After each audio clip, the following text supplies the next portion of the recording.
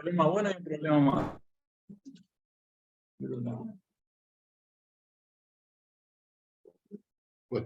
Filipenses 4, saben que he estado estudiando durante estos meses en la carta de Filipenses. Ustedes me dicen si estaba muy fuerte, se escucha bien ahí, ¿no? ¿Bajito? Muy bien. Si tuviera voz del locutor sale mejor, pero... Filipenses capítulo 4, del 1 al 9, vamos a leerlo rapidito. Filipenses 4, del 1 al 9. Dice, así que, hermanos míos, amados y deseados, gozo y corona mía, estad así firmes en el Señor, amados. Ruego a Evodia y a Síntique que sean de un mismo sentir en el Señor. Asimismo te ruego también a ti, compañero fiel, que ayudes a estas que combatieron juntamente conmigo en el Evangelio, con Clemente también y los demás colaboradores míos, cuyos nombres están en el libro de la vida. Regocijaos en el Señor siempre, otra vez digo, regocijaos. Vuestra gentileza sea conocida de todos los hombres. El Señor está cerca. Por nada estéis afanosos, si no sean conocidas vuestras peticiones delante de Dios en toda oración y ruego con acción de gracias. Y la paz de Dios, que sobrepasa todo entendimiento, guardará vuestros corazones y vuestros pensamientos en Cristo Jesús. Por lo demás, hermanos, todo lo que es verdadero, todo lo honesto, todo lo justo, todo lo puro, todo lo amable, todo lo que es de buen nombre, si hay virtud alguna, si hay algo digno de alabanza. En esto pensad, lo que aprendisteis y recibisteis y oísteis y visteis en mí, esto haced, y el Dios de paz estará con nosotros, con vosotros. Perdón.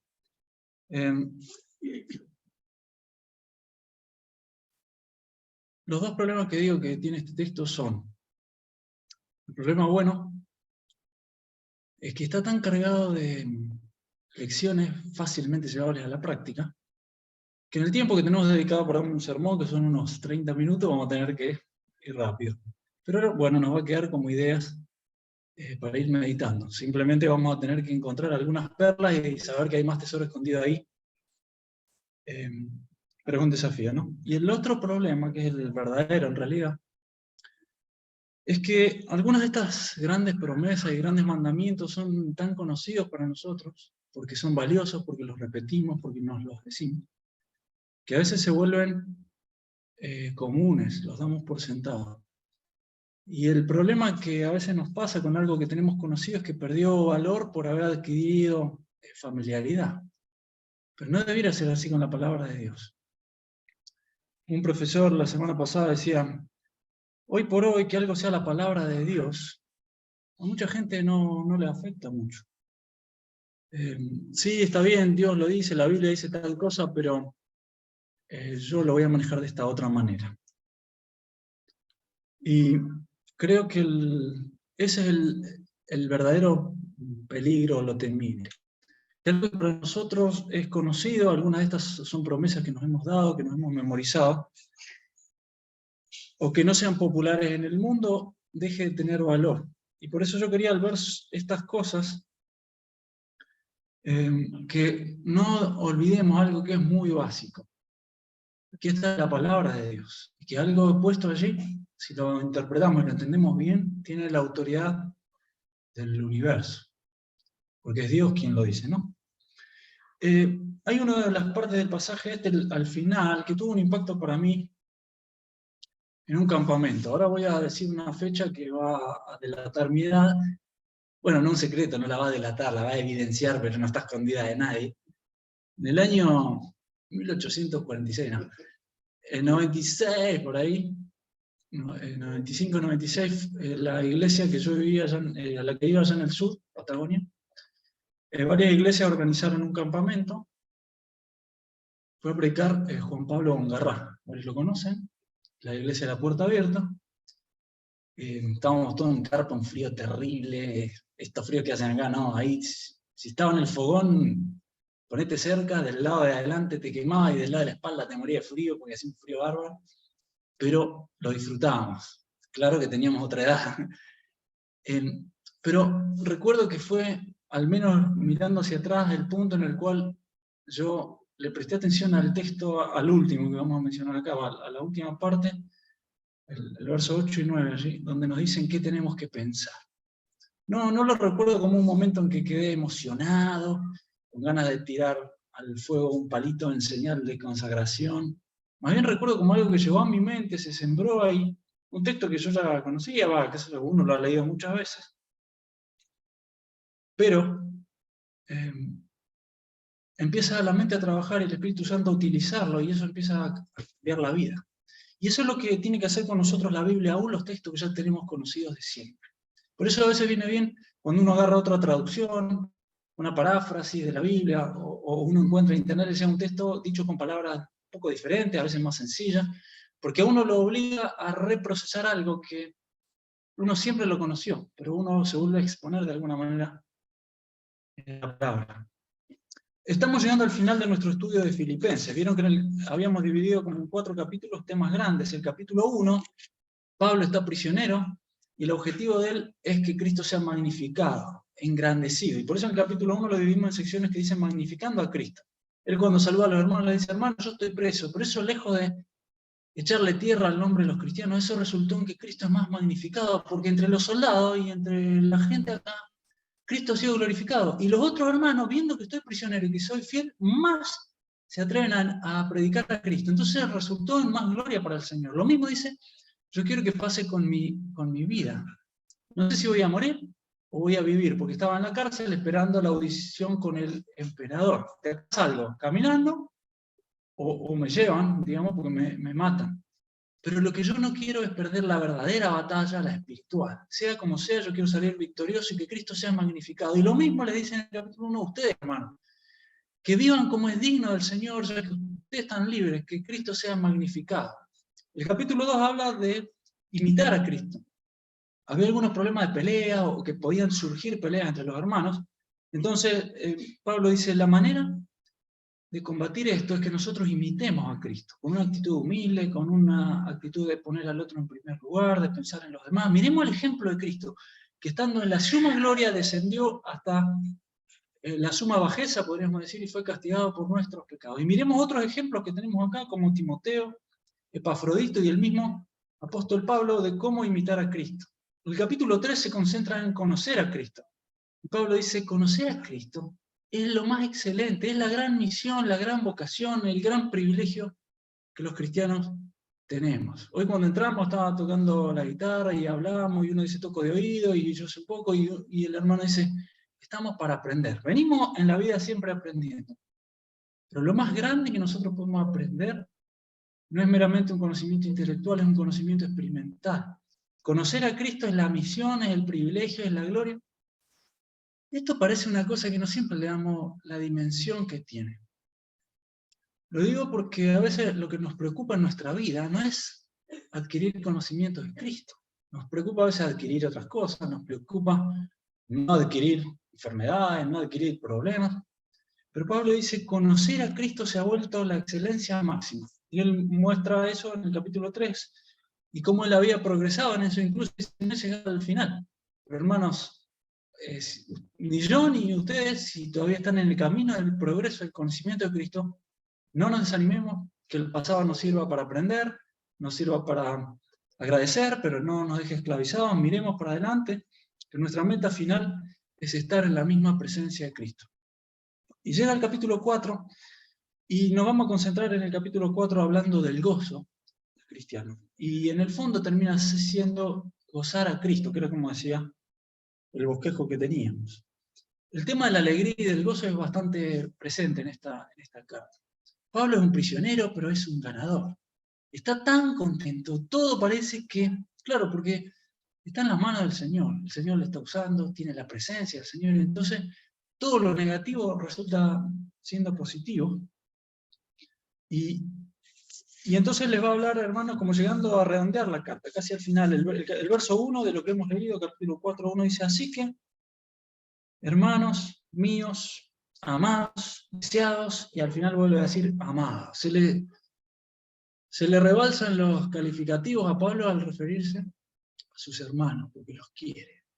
Esa debe ser la cualidad de la comunidad nuestra, ¿no? La comunidad de la fe. Eso debe ser lo que nosotros sintamos para nosotros, no solo lo que nosotros queramos que sientan los que se acercan. Alguien que viene por primera vez, alguien que ha venido un par de veces. Eso también tiene que ser lo que nos alimente a nosotros. Que nosotros mismos disfrutemos de esta comunión y de este cariño. Y Pablo le dice, queridos míos, ustedes son mi gozo y mi corona.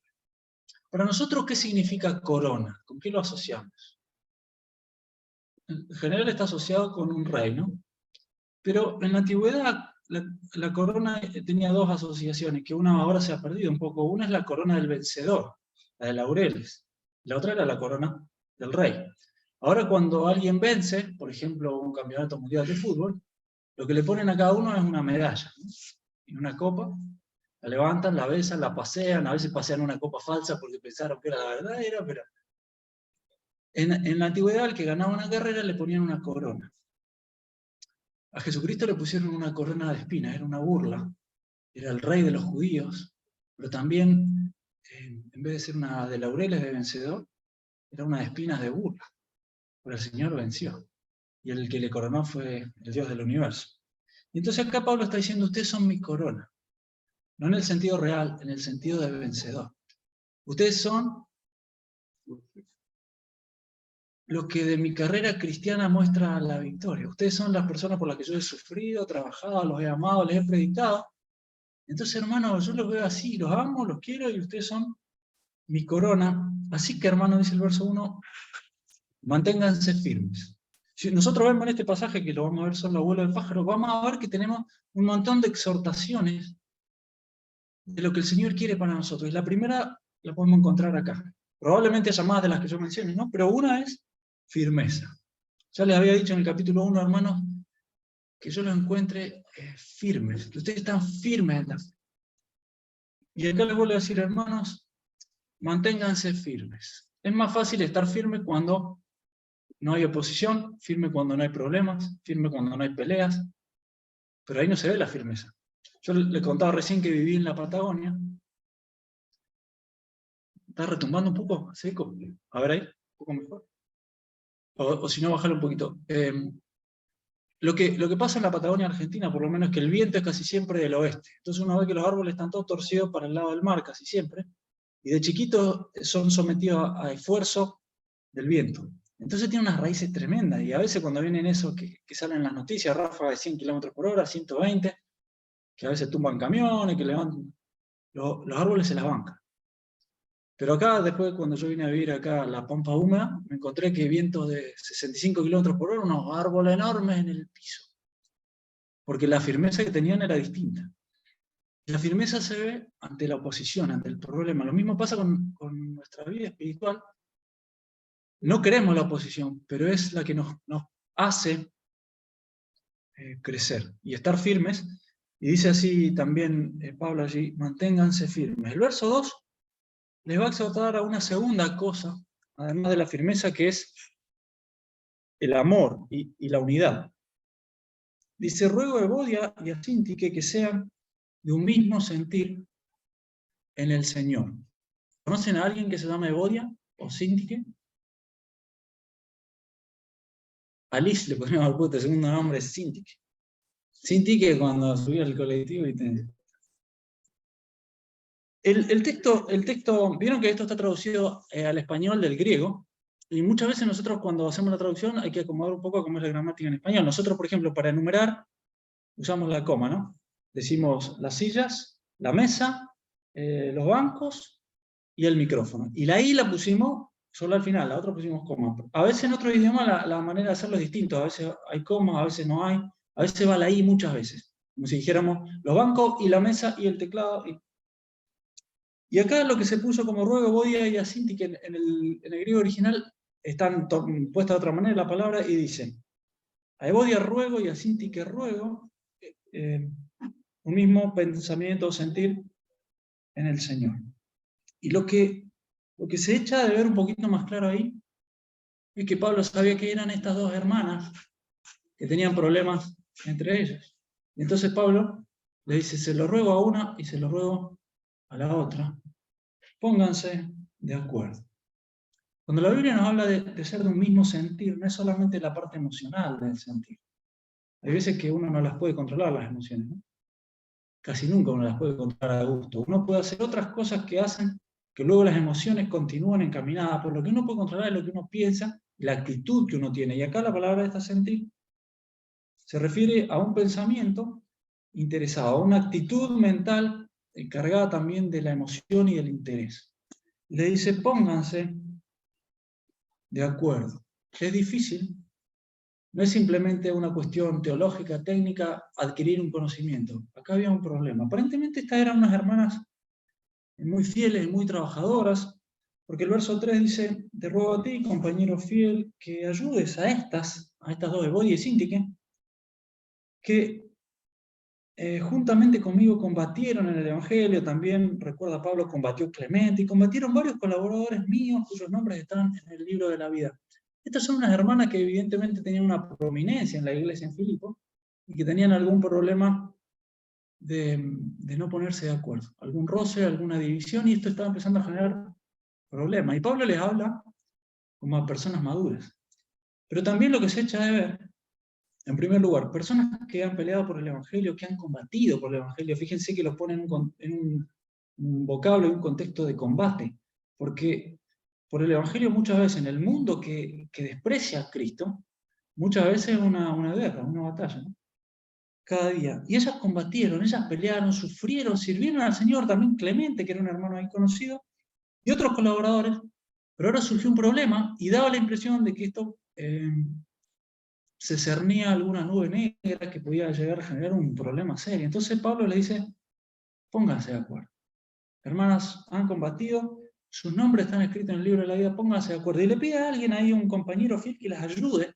Fíjense, hace intervenir a alguien más para que se pongan de acuerdo. A nosotros a veces nos cabe el dicho ese, yo argentino. ¿No? Como, ya no se usa tanto, pero como diciendo, bueno, yo no me meto. Porque a veces cuando uno se mete, se liga algún cachetazo. Pero muchas veces por amor, uno está dispuesto a sufrir el riesgo de ligar algún coletazo, alguna cosa, pero para ayudar a guardar la paz y a bendecir a otros. Y entonces él lo involucra a este hermano que no sabemos cómo se llamaba, quién podía ser. A veces en las cartas hay alguna referencia a la misma persona que lleva la carta. Vieron que esta carta la lleva Epafrodito, otra carta la llevó, una la llevó Onésimo o Tíquico. Y a veces la misma persona que llevaba la carta leía la carta en la iglesia. Por eso algunas cosas que a nosotros nos resultan 2000 años después, en otro idioma, en otra cultura, difícil de entender, para ellos era mucho más fácil comprender algunas cosas. Por ejemplo, este compañero fiel, sabían todos quién era. Nosotros no sabemos quién es.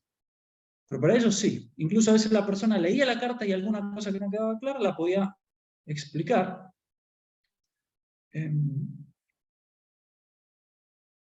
Y acá aparece este hermano, que no sabemos quién es. Bueno, hay algunas conjeturas, no vamos a hablar más del tema. Pero le pide que les ayude a que se pongan de acuerdo. Y a mí también me hacía pensar este texto la importancia del libro de la vida. Lo menciona la Biblia, menciona algunas veces el libro de la vida. Sabemos que algunas cosas cuando Dios las menciona, como por ejemplo la mano de Dios, los ojos de Dios, no es que Dios tenga ojos y partes como las nuestras, Dios es infinito, Dios es espíritu, pero muchas veces utiliza expresiones para referirse a la manera en que Dios actúa. El libro de la vida también, no hay todo el detalle que uno quisiera tener, pero aparece varias veces en la escritura mencionado el libro de la vida. Y a veces parece que hay más de un libro. Por ejemplo, en Daniel menciona libro, en Apocalipsis dice que hay libro, en Daniel dice que después se sentó, los libros fueron abiertos, en algún lado dice, también se abrió otro libro que era el libro de la vida. Pero acá Pablo les va a decir, lo que hace el registro en el libro de la vida, el mensaje principal, es que Dios tiene bien claro quién está en buenos términos con Dios y quién no. Quién está bien registrado en la presencia de Dios y quién no. Nosotros podemos tener un registro de la iglesia, nosotros podemos tener personas conocidas, pero Dios tiene registrado quién está en buenos términos con Dios y quién no. Quién ha sido inscrito en el registro de los que son perdonados y salvados y quién no. Lo triste y lo patético en el buen sentido de la palabra, terrible a la vez, es que Dios ha dado la oportunidad a cada persona con el Evangelio que las personas vengan a relacionarse bien con Dios, a lavar sus pecados en la sangre de Jesucristo, a humillarse ante Él a reconocer que Dios es Dios y que nosotros somos pecadores y que Él dio a su Hijo por nosotros, y que por la fe nosotros adquirimos el derecho legal, la potestad de ser llamados hijos de Dios. Y por eso el Señor Jesucristo, a los apóstoles que estaban contentos de que Él les había dotado de un poder para echar fuera demonios, al punto que esos seres que nosotros no podemos comprender, ¿vieron cuánto miedo da a la gente los efectos y los fenómenos paranormales y todas las cosas que se ven poco, pero cuando se ven son aterradoras porque violan lo que nosotros suponemos que son las leyes de la física, lo que nosotros conocemos? Pero los apóstoles ven que ellos podían controlar a los demonios porque tenían autoridad. Y el Señor les dice, pero hay algo mucho mejor. Regocíjense, Lucas 10 dice, que sus nombres están escritos en el cielo. Lo que quiere decir es, ustedes son contados entre los salvados. Y acá Pablo trae a colación eso y le dice, hemos combatido por el Evangelio. Lo más importante que tienen no es si tienen un nombre, no es si ustedes pertenecen al registro de la colonia romana de Filipos, que eran ciudadanos romanos. Ustedes, por haber recibido a Cristo el perdón de los pecados, por haber creído en Él, por la fe, fueron inscritos en el cielo. Es el título más grande que pueden tener, son hijos de Dios. Entonces le dice, pongan eso en perspectiva, hermanas Evodia, hermanas Sintique, pónganse de acuerdo, vean lo que hay que hablar y eviten los problemas. Y entonces les exhorta no solo a la firmeza, sino también a la unidad. Y en el verso 4 le va a exhortar a otra cosa más, que es al gozo. El verso 4 dice, regocijaos en el Señor siempre. Otra vez digo, regocijaos. Entonces ya vemos que en este pasaje hay tres cosas grandes de los cuales versa todo el texto generalmente. Una es el amor, en el cual entra también la unidad, el amor por los hermanos. La otra es el gozo, y la que viene al final también es la paz. Pero tenemos varias instrucciones en el medio que nos hablan. Y acá viene un mandamiento un poco raro. Este es para mí uno de los que son fáciles de recordar, pero también fáciles de descartar por ser conocido. Dios nos manda, como les manda aquí a los hermanos, a que tengamos una actitud de regocijarnos en el Señor, de estar alegres en el Señor. A veces cuando nosotros repetimos algo es porque es en un discurso verbal. Por si no se entendió, lo decimos de nuevo. Cuando uno está escribiendo, ¿qué sentido tiene ponerlo de nuevo? Bueno, es la manera que tiene el Espíritu Santo de darle énfasis. Regocijaban en el Señor siempre, punto. Podría saltar al verso 5, pero no dice, no, lo voy a escribir de nuevo. Regocíjense. Es como que Dios nos está mandando a estar contentos en Cristo. Hay una canción de Benavides, de Santiago Benavides, que dice, qué fácil es a veces refugiarnos en nuestra amargura. Qué fácil nos es, desde nuestra perspectiva, con el meñique tapar el sol. Porque es fácil, uno lo pone acá y tapa la luz, tapa el tubo fluorescente, y si quiere uno tapa el sol, y uno de alguna manera se encierra, y puede ser en su amargura, puede ser que uno se encierre en su rencor, y uno no deja que nadie entre. Y aquí viene el Señor a decirnos, regocíjense en el Señor. Uno tiene que bajar algunas barreras y uno tiene que darse cuenta que este es un mandamiento para obedecer. Este no es un mandamiento fácil, como el dicho también que hay, a mal tiempo buena cara. Como diciendo, bueno, vamos a cantar una canción, no importa. Hay canciones populares que dicen así, hay que ponerle color a la vida. Eso a veces es fácil de hacer con alguna cosa pequeña, cuando uno le cobraron algo de más, cuando uno se levantó y se dio el dedo meñique contra la mesa de luz, y en un rato se pasa. Pero cuando algo a uno le pega en serio en la vida, cuando hay un dolor profundo, uno no puede olvidar así nomás poniendo la música fuerte. Hay veces que la gente hace eso, hay veces que la gente se droga o se anestesia de alguna otra manera para olvidar.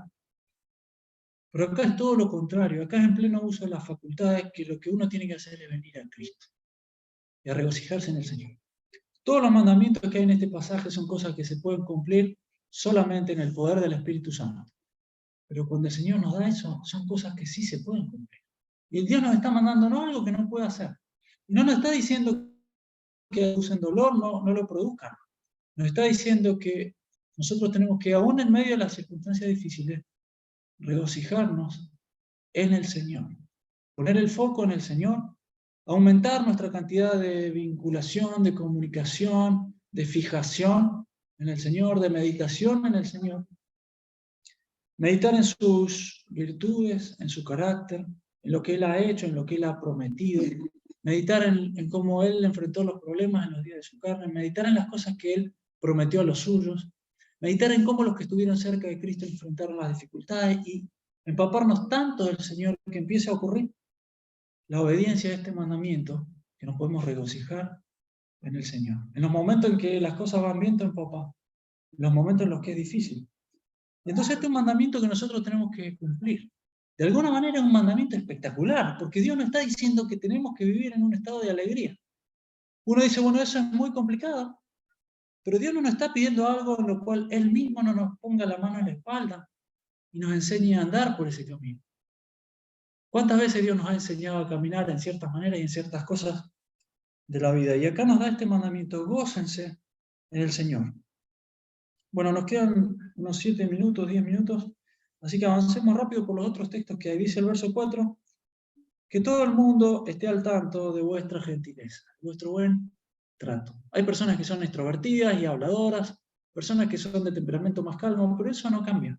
Sin cambiar lo que nosotros somos normalmente por diferencia y por naturaleza. Que vuestra gentileza sea conocida de todos los hombres. Y miren que el Señor está cerca. Esto en algún sentido quizás significa la presencia y la manifestación del Señor está cada vez más cerca.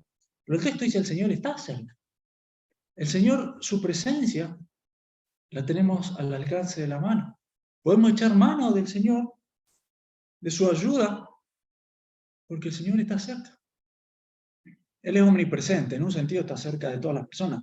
Pero muchas veces la Biblia habla de la cercanía del Señor, como decíamos el otro día, en el sentido de participación, de bendición, de comunión.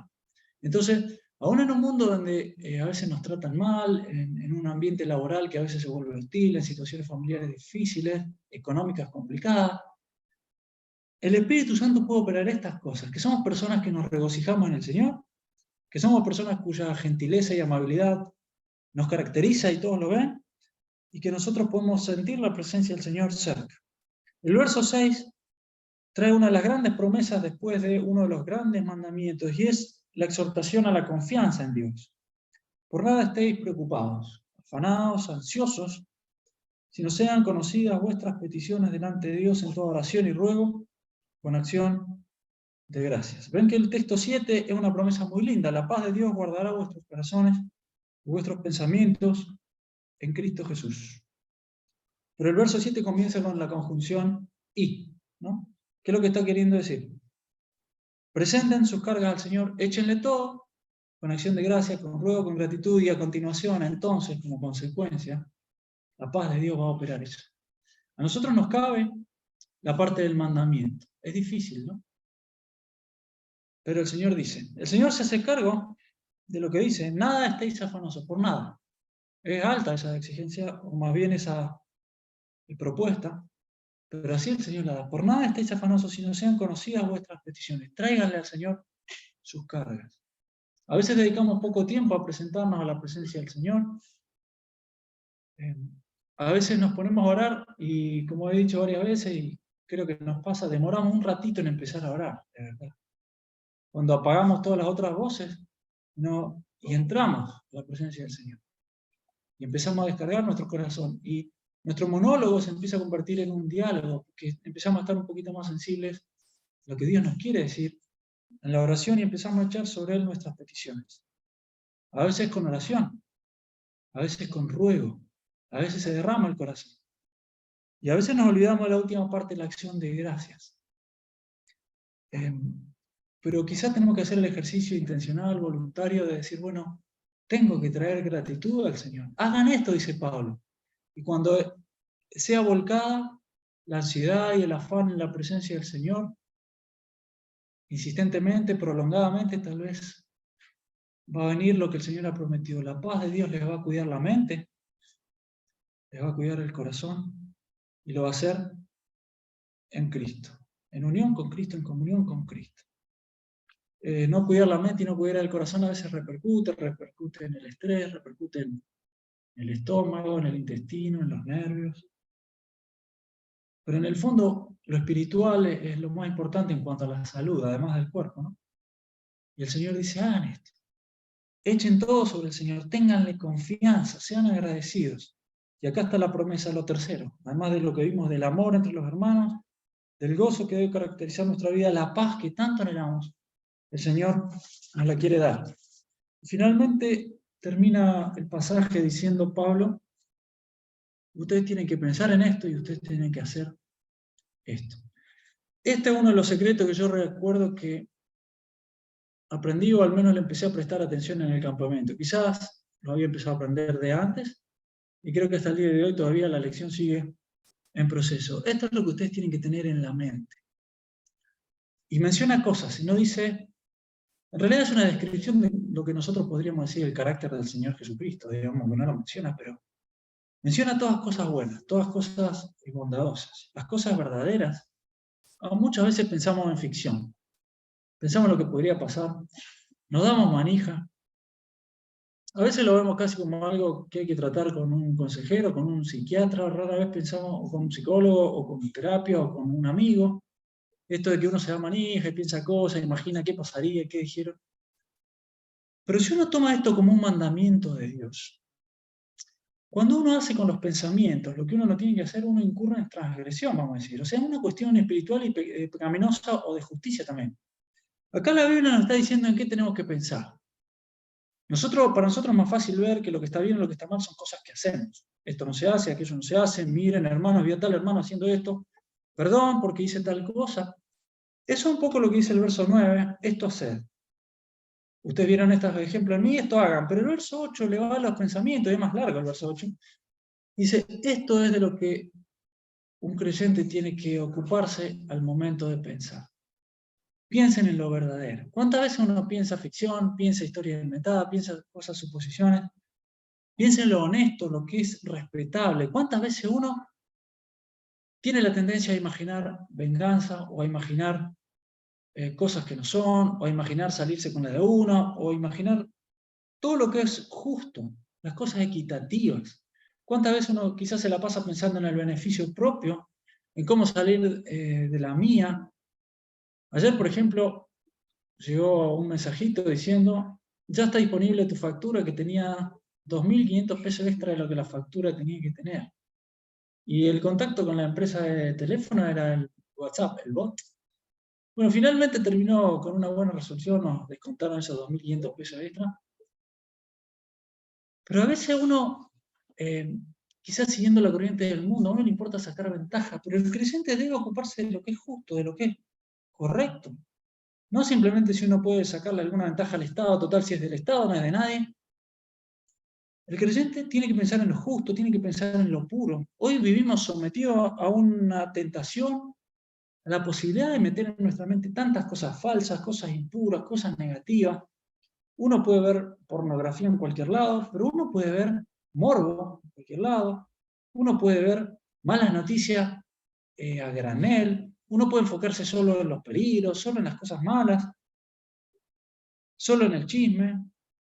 Y acá la Biblia nos dice, esto es lo que ustedes tienen que tener en la mente permanentemente. Y cuando nos asaltan los malos pensamientos, nosotros tenemos que volver a esto, obedecer este mandamiento, lo que es verdad, lo que es respetable y honesto, lo que es equitativo, justo y recto, lo que es puro y santo, las cosas agradables, las cosas amables, las cosas que son de buen nombre, las virtudes, no los defectos, aquello que es digno de alabanza, en esto pensar. Es difícil de implementar, pero esto hace toda la diferencia en la vida del cristiano. Por eso la Biblia tantas veces nos dice que nosotros nos ocupemos de Cristo, de que la palabra de Cristo mora en abundancia en nosotros. No es lo mismo tener puesta la música o el noticiero que a uno le entran por la cabeza cosas negativas, cosas malas, cosas perniciosas, que tener permanentemente circulando por la mente cosas buenas, cosas santas. No solo que los psicólogos y psiquiatras están de acuerdo en que el pensamiento negativo es malo, el Espíritu Santo viene en nuestra ayuda y nos pone que Cristo y los pensamientos de la verdad estén en nosotros. Y un creyente con la mente limpia le hace toda la diferencia en su vida. Por eso, para mí este ha sido un mandamiento sutil, medio olvidado, y por eso hay una cosa negativa en esto, en que a veces está rodeado este texto de buenas promesas y es conocido. Pero esto hace toda la diferencia en la vida del creyente. ¿En qué tiene su mente ocupada? Le cambia la vida, le cambia el poder espiritual, le cambia los resultados. Y Dios nos viene a decir, hermanos, ¿vieron el texto de Romanos 12? Transformarse por medio de la renovación ¿de qué? Del entendimiento. La Biblia y el mandamiento de que nosotros haya mucha Biblia y mucha comunión y mucha meditación en la Biblia logra el cumplimiento de este mandamiento. Si el creyente tiene la mente limpia, el ojo, lo que entra a uno, la vida está limpia. Pero si nuestro ojo, es decir, nuestro órgano de percepción, que no es solo lo físico, sino finalmente lo que reflexionamos, la mente, está sucio, pasa eso en nuestra vida. Y finalmente el verso 9 va a decir, hermanos, yo les he dado un ejemplo. Lo que aprendisteis, lo que recibisteis, lo que oísteis y visteis en mí. Por un lado vemos que Pablo tenía una conducta y unas palabras que iban de la mano, porque les podía decir lo que yo les enseñé, pero también lo que yo les transmití, lo que me escucharon decir, pero lo que me vieron hacer. Imítenme, hermanos. Claro, él era apóstol y era fundador de la iglesia, entonces él necesariamente, para poder clarificarles e ilustrarles bien cómo debían comportarse, se tenía que poner al mismo como ejemplo. Ahora nosotros tenemos la Biblia y nosotros tenemos acá los ejemplos que nosotros hemos aprendido. Las cosas que hemos recibido, el depósito que tenemos en nuestros años de creyente o en nuestro poco tiempo de creyente. Lo que hemos escuchado y lo que hemos visto. Y tenemos que ponerlo en práctica. Y ahí viene otra vez la conjunción copulativa y el Dios de paz estará con ustedes. Es el mismo Dios de siempre, pero le llama Dios de paz diciendo, la presencia de un Dios que trae paz y que inunda y transmite paz se va a hacer patente al cumplirse esta primera parte. ¿Vieron el buen ejemplo? Imítenlo. ¿Vieron las cosas buenas para pensar? Pónganlas en práctica. Y el Dios de paz estará con vosotros. Pablo se empieza a despedir a partir de este punto, pero deja a sus amados hermanos con esta profunda reflexión cargada de estas prácticas lecciones.